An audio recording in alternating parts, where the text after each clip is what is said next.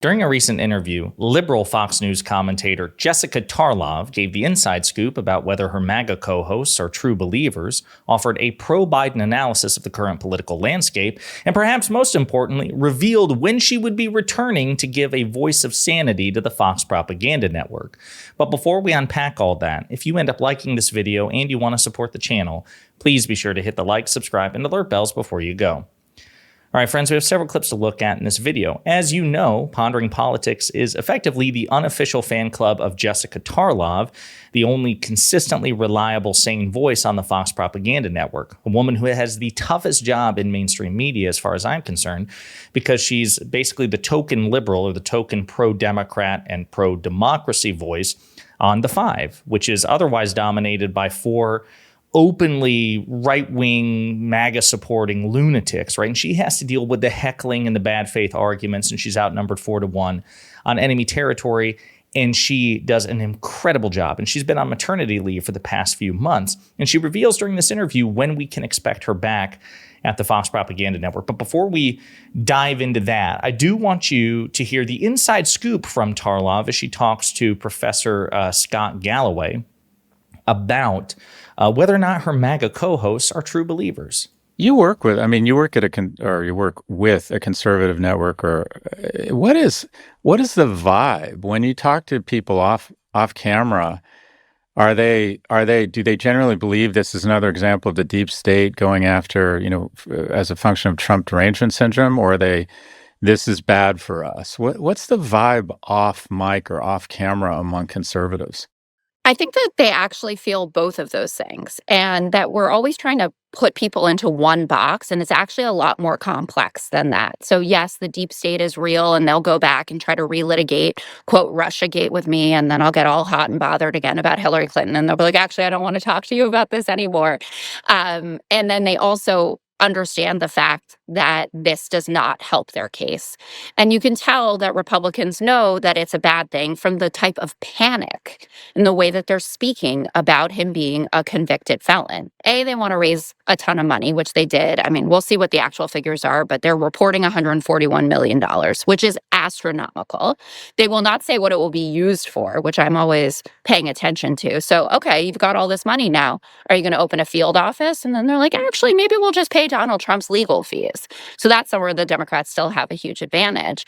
But they know that this isn't helpful. No one ever wants to be indicted. No one ever wants to be convicted. And something that I don't think folks are paying as much attention to as they should be, every day that Donald Trump is out there just grievances, wall to wall, I'm a political prisoner, whatever else he's talking about, he's not talking about the issues. And the issues are the ones that are going to sway that little group of people that we were talking about, the independents and the Republicans, who have decided either he is this guy and we don't care, or he is this guy and I'd like to hear something, a plan for the economy, a plan for the border. So I think that does lead to an advantage for the Democrats and disappointment for my wonderful colleagues who I look forward to rejoining in Milwaukee in July, which is a crazy first week back. That's good. So there you have it. Jessica Tarlov will be returning shortly before the Republican convention in Milwaukee. So that's July 15th through July 18th. And it would be shortly after Donald Trump is going to be sentenced for his 34 felony counts by Judge Merchan. But yeah, I think it's interesting how she says that, her MAGA co-hosts are true believers in the notion that, Donald Trump is being, unfairly targeted, but also unlike the bravado they may offer during their public conversations, they are afraid of the electoral consequences of these convictions, even if they believe that the charges are, pun intended, trumped up. Interesting stuff into the psyche of some of the, foremost Fox MAGA propagandists. Now, I want to play another clip here in which Jessica Tarlov offers a pro-Biden analysis of the post-conviction political landscape, because she's asked, listen, set the legal merits aside.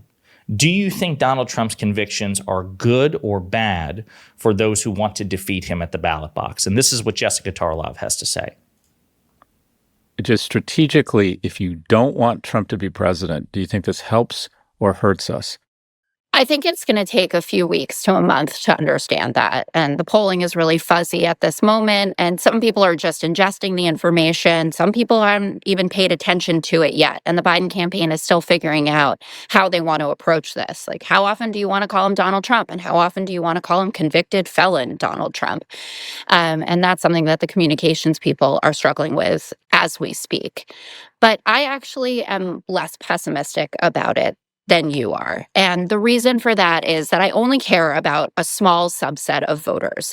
The bases of the parties don't matter to me at this point. And I know that Biden's polling has been soft or softer with African Americans and Latino voters and some young voters, but that happened in 2020 as well. And people came home. So I'm putting that to the side now and thinking, okay, who is my focus? Moderate Republicans and independent voters. And there have been a few surveys taken since the verdict, and we'll get more and more, but ABC Ipsos was out there in the field, and they got that 52% of independents say that he should withdraw from the race and 16% of Republicans. 16% might seem like a low number, but there's your swung election, right? Those are your swing states, potentially. Morning Consult got basically a mirror image of that. So we've talked about this before, and she's not the only one, by the way. Karl Rove, who is one of the closest things that the Republican Party has to a supervillain, especially during the Bush administration. He was one of President George W. Bush's senior advisors.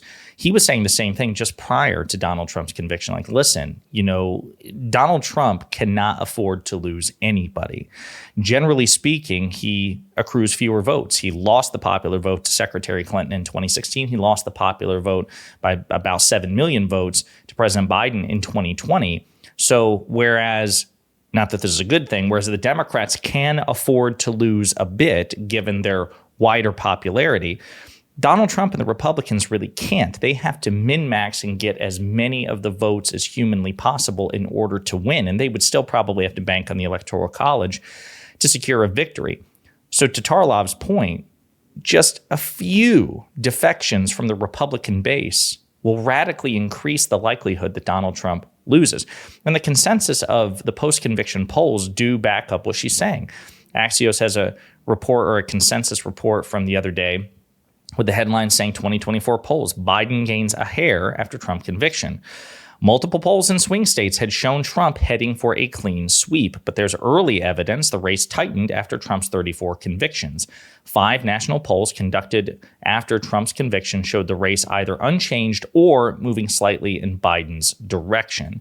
MSNBC likewise has a breakdown of this as well.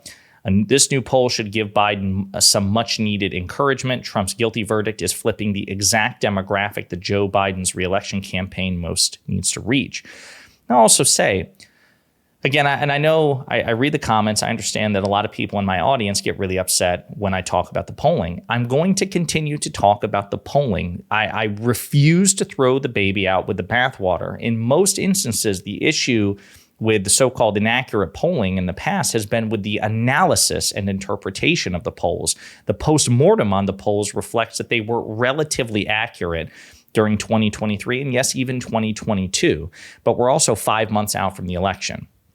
So there's the polls now are not necessarily indicative of where we'll be in October and November, because polls are merely a snapshot in time. Okay, but I just refuse to throw this information out.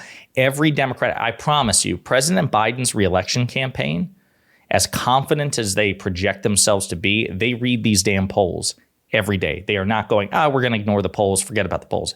That's insane. That is ludicrous. They don't do it. We will not do it. But the polls have also shown some positive news for Biden from the beginning. So, for example, President Biden has consistently led among likely voters, right? So the people who, based on the data, are more likely to vote, Biden has a discernible advantage and has had for months.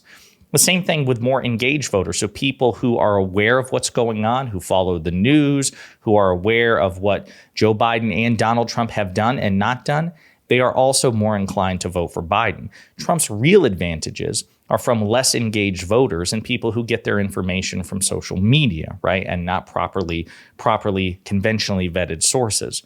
So the polling is and has continued to be a mixed bag, but the general trajectory of post-conviction polls is to exacerbate Trump's vulnerability. And again, it may not seem like a lot. It's not like a 14-point shift right from one poll to the next, but it doesn't need to be for Trump to lose the election if this trajectory endures.